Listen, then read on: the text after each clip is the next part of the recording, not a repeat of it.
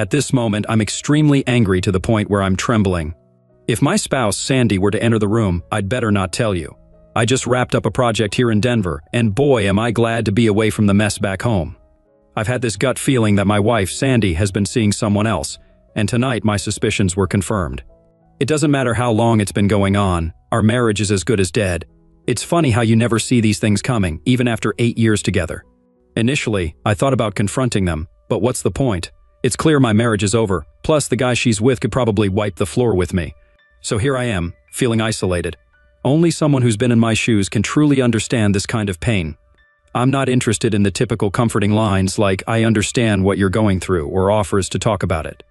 I'm keeping this to myself for now. I need to figure out what to do next, but first I need to clear my head, and that's not going to be quick.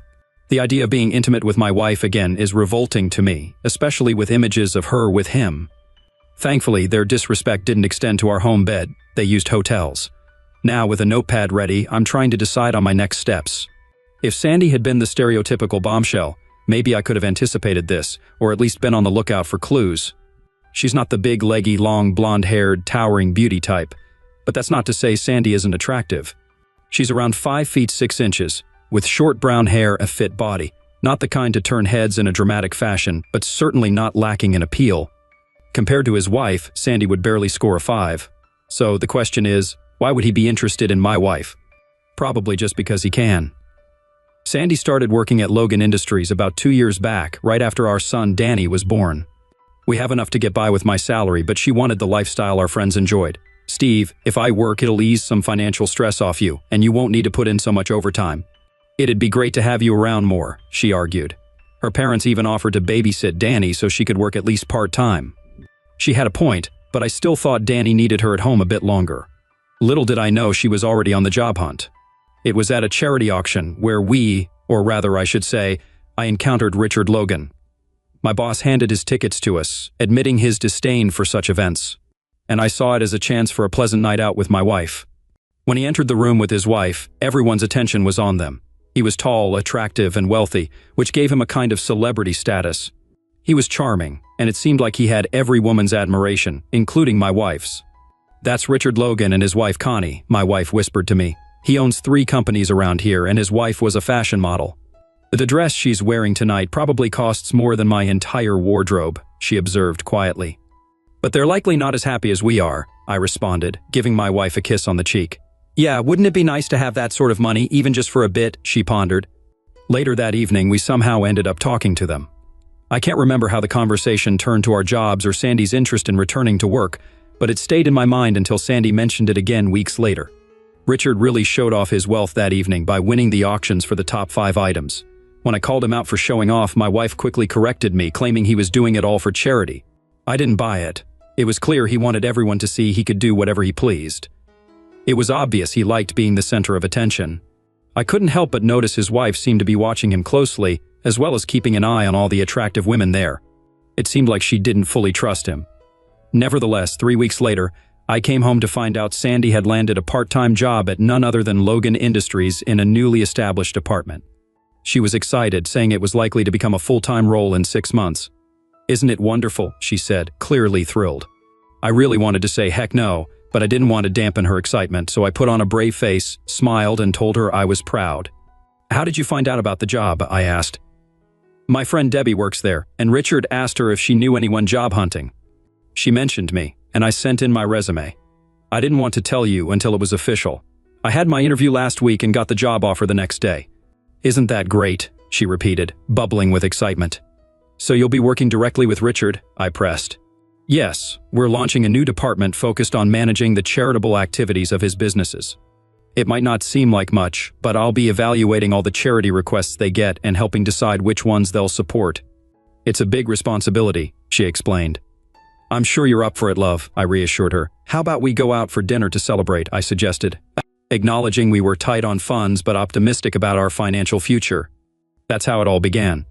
Soon, it was constant talk about Mr. Logan, or Richard, and his greatness, which almost made me sick. Occasionally, she mentioned needing to accompany him on day trips to assess different companies or sites, but they never stayed out overnight considering our son, Danny.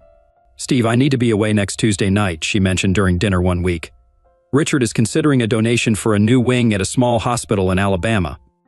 We'll visit the hospital and then dine with their board. I'll be back by Wednesday to get Danny from my mother's, she explained. Why not fly back right after dinner? I assume you're using his private jet, I inquired. Mr. Logan prefers not to rush the visit, suggesting we might have additional matters to address the next morning, she responded, assuring me it was just for one night with a reassuring smile. I wasn't comfortable with the situation, but I trusted my wife. It seemed unlikely Richard would make a move on Sandy given his own situation at home. I wished her a fun trip, telling her I'd see her on Wednesday. I half-jokingly mentioned needing extra affection on Monday to make up for her absence on Tuesday. True to form, she made sure Monday was memorable, and upon her return on Wednesday, she made sure I was content. I believed our relationship and intimate life were both strong, or at least that's what I thought at the time. Life progressed. We enjoyed a bit more financial freedom, though Sandy's out-of-town trips became more frequent as the holidays approached. I realized I hadn't mentioned my job, which turns out to be quite relevant to the unfolding events. I work for a firm specializing in testing security systems and computer firewalls, making us the experts in assessing vulnerability to hackers. My background in accounting and computers places me on the team that focuses on banking clients. Our work often involves board members requesting us to attempt breaches or disruptions within their own systems to test their security. We dive into their computer systems, targeting specific accounts to simulate white-collar crimes. Around 65% of the time, we manage to breach their defenses, which often leads to the banks hiring us to resolve the vulnerabilities we exploited. The highlight of my career happened about 4 months ago when I used a fabricated Panamanian passport to open an account at a Bank of America branch. The bank president personally showed me around, boasting about the security measures in place as I hinted at a substantial $2 million deposit. He assured me with overwhelming confidence about the bank's impregnable security, presenting it as a fortress against any breaches. This assurance was like waving a red flag in front of a bull for me. I thrive on such challenges. I gathered all necessary information for fund transfers, setting the stage for the upcoming action. My partner Kenny and I, acting like digital ninjas, penetrated their system and shuffled the financial deck. Within just 2 days, we siphoned funds from 4 unsuspecting accounts, pulling it into the one I had established under a fictitious company name. After the deed was done, I briefed the bank's contact who had commissioned the test, detailing the hows and whats of our digital heist with the precision of a master storyteller, outlining the twists of a plot. This exploit wasn't just a job well done, it was a testament to our skill and a stark reminder of the digital vulnerabilities that even the most fortified institutions face. Unsurprisingly, they were very impressed with our work and immediately hired us to fix the security issues. The bank's president wasn't thrilled about the situation, but he managed to keep his job. That's my job, and I excel at it. Over the past 6 years, I've used about 8 different identities, complete with all the necessary documents that look indistinguishable from the real thing. To most people, these fake documents would prove very useful soon. Just before Christmas, with a shopping list in hand and a nice bonus in my pocket, I decided to splurge a bit on gifts. I bought a new iPod for my wife and, on a whim, stopped by Victoria's Secret to pick out something special, claiming it was for her but also a treat for myself. With the assistance of the staff, I chose a couple of risque outfits and, laden with gifts, made my way home. Since Sandy was at work, I managed to wrap most of the presents and hid them around the house. Sandy had returned home early that morning from a trip with Richard and hadn't even unpacked her suitcase yet. I decided to help out by putting away her things. As I emptied the suitcase onto the bed and began sorting, I came across a piece of lingerie that caught my attention. It was a bright red, lace-trimmed, crotchless panty set that I definitely would have remembered if I'd seen it before. The most disturbing part was finding the panties in a used condition, clearly indicating they had been worn recently. Other than that, there wasn't anything else suspicious in her suitcase, so I repacked everything and zipped it up. This lingerie set was my undeniable proof. I had a strong sense of who was involved, but the reason behind her actions baffled me. Our life together was more than satisfactory, yet it seemed Sandy desired more. That was the beginning of the end for us. If I hadn't decided to be helpful, or if Sandy had taken care of her things herself, she might have continued deceiving me, leaving me oblivious. That evening, she was in the mood for intimacy, but I couldn't bring myself to respond to her advances. I simply told her I was too preoccupied to be interested. However, I knew I needed more concrete evidence than just a revealing piece of lingerie to take action against Mr. Logan. Given my line of work, I reached out to a colleague who had previously assisted our firm. I explained that I'd be away for a project and wanted him to keep an eye on Sandy, aiming to track her movements and company. "Bob, I just need to know where she's going and who she's with," I said.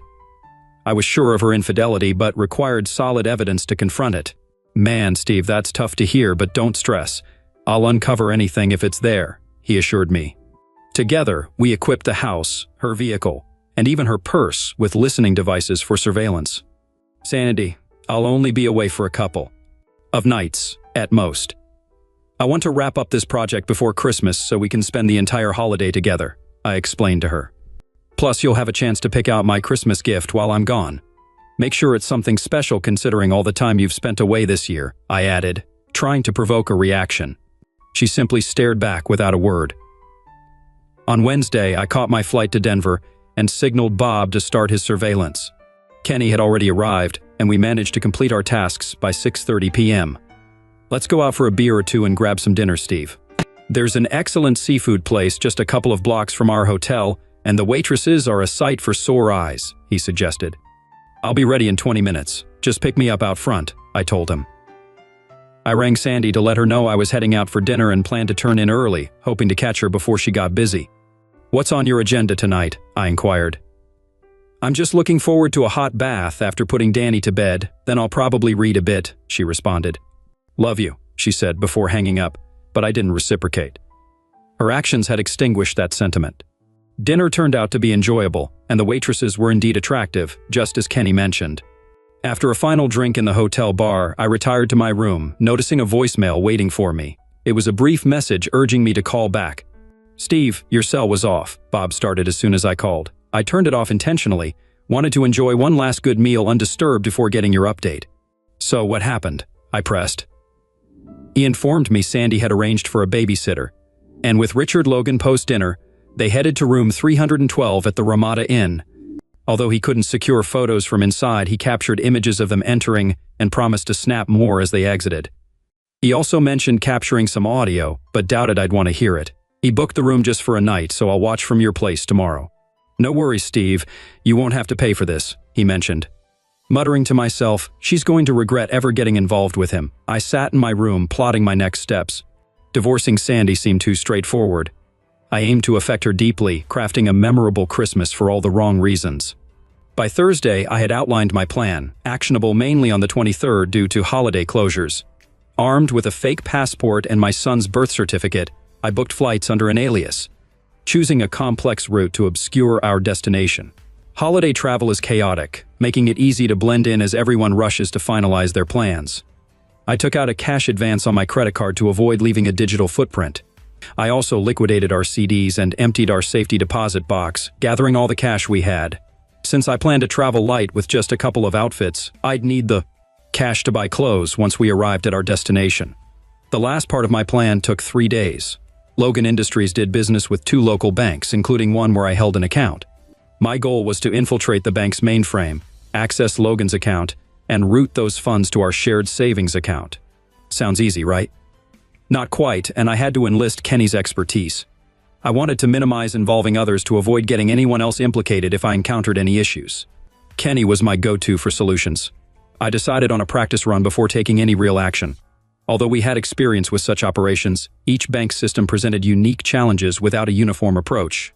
The initial attempt was thwarted by the bank's firewall, stopping me in my tracks. However, the next day, with Kenny's advice, I breached the system and spent a couple of hours navigating through the accounts to gather the necessary information.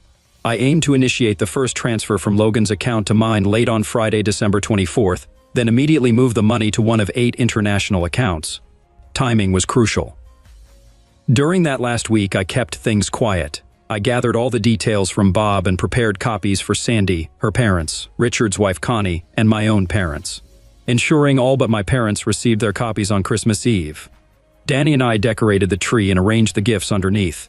Since discovering Sandy's affair with her obnoxious boss, I had been distant. By this point, she might have guessed I was aware of her affair or at least sensed something was amiss. I had a small bag packed with clothes and a copy of Bob's report in my car's trunk, ready for December 24th. "Steve, you've been distant all week. Are you all right? Is there something you need to discuss?" Sandy inquired. It was time for the crucial moment. Yes, Sandy, there's something we need to talk about, but I'd rather not spoil Christmas for Danny. Let's talk after the holidays, I proposed. Well, we could still have a bit of fun tonight. It's been quite a while, she suggested, starting to unbutton her shirt.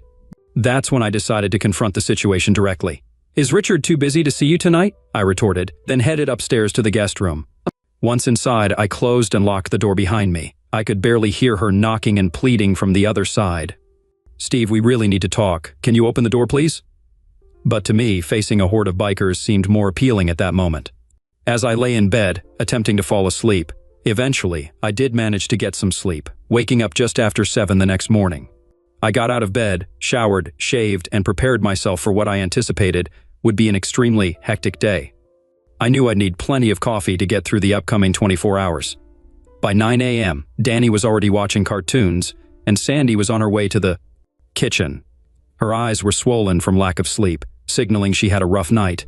My concern for her had vanished. My only goal was to get through to 2 p.m., when I would start executing my plan.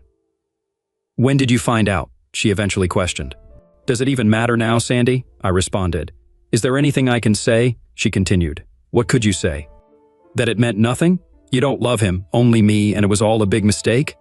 Sure, you could say that and maybe more, but it wouldn't change how I feel now. I'm taking Danny to my parents' place this afternoon, and I don't want you there. You're no longer part of this family. I hope he was worth it, Sandy, because from my perspective, he wasn't. I coldly stated as I prepared to leave with Danny. After loading the car with presents and dressing Danny, I instructed him to say goodbye to his mother. She was oblivious to what was about to unfold, and I had no intention of tipping her off. When will you return? She inquired. We'll be back when we're back, I answered vaguely. Do you have plans to go out? No, I'll be here, she said, still unsure of what lay ahead. As I closed the door behind me, she was crying. Where's Sandy? My mom asked as we entered. Do you want the short version or the full story? I responded, and while my dad took Danny to the Christmas tree. I shared the short version. She's not here because she's been having an affair with her boss for some time, I explained. After the initial shock passed, I informed them that Danny and I were leaving to start fresh elsewhere and would be in touch once we were settled. Mom, it's better if you don't ask too many questions, I suggested. I plan to make those responsible pay dearly for their actions, aiming where it'll hurt them most. Let's enjoy this afternoon as a family since it might be a while before we see each other again. At 4 in the afternoon, I initiated the transfer, moving all the funds from Logan's account into Sandy's and my shared savings account temporarily. By 6:30, Danny and I boarded the first of 3 flights out of the country. Sandy must have tried calling my cell countless times before realizing I wasn't going to pick up. I had already turned off my phone and tossed it into a dumpster a couple of blocks away from my parents' home. Just before we caught our next flight, I moved the funds from our savings into the initial overseas account. From there, the money was set to distribute among 8 other accounts by the early hours of Christmas morning. I planned to bring joy to many kids on Christmas with this gesture. Glancing at my watch, I could only envision the astonishment on people's faces as my planned surprises were unveiled on Christmas Eve.